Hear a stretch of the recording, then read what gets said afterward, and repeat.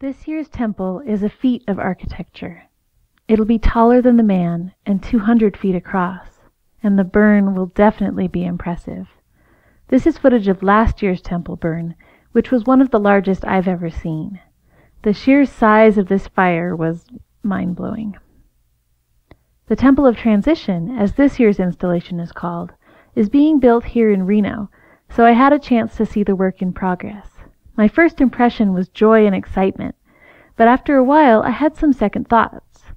When we talk about the amount of materials it takes to build such a structure, and then the amount of carbon released into the atmosphere when it burns, that's not insignificant. But the fire isn't insignificant either. In fact, watching a fire of this size feeds my inner caveman soul.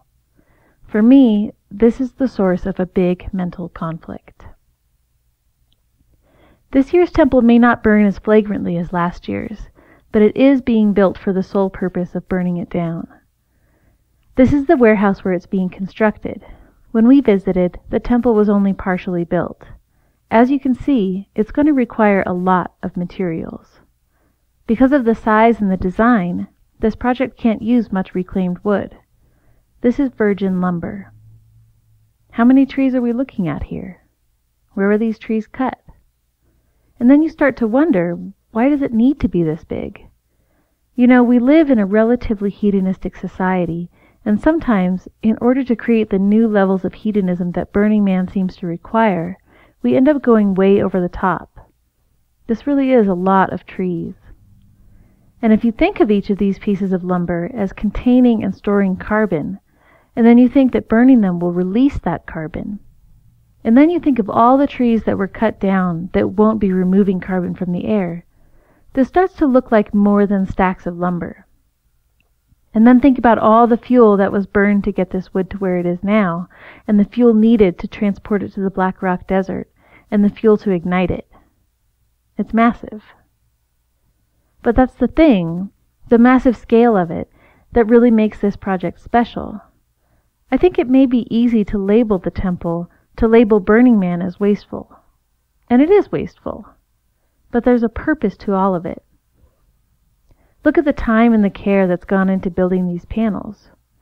The crew isn't making a profit with this project. In fact, I know from experience that Burning Man artists almost never break even.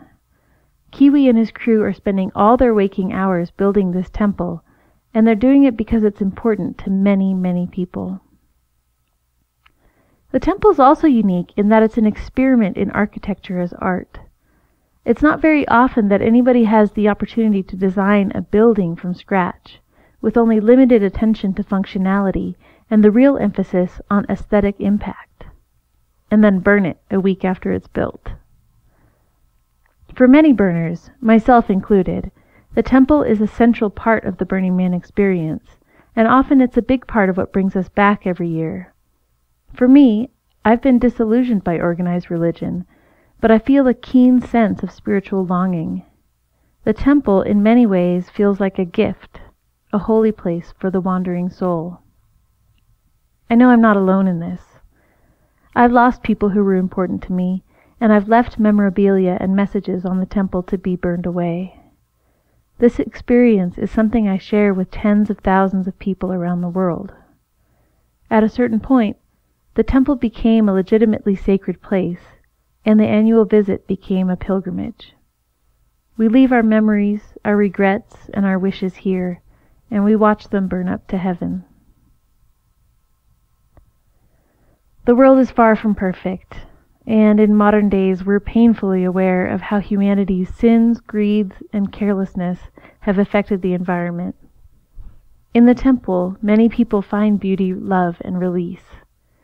But still, a part of me wonders, is this a monument to humanity's divinity or to its fallacy?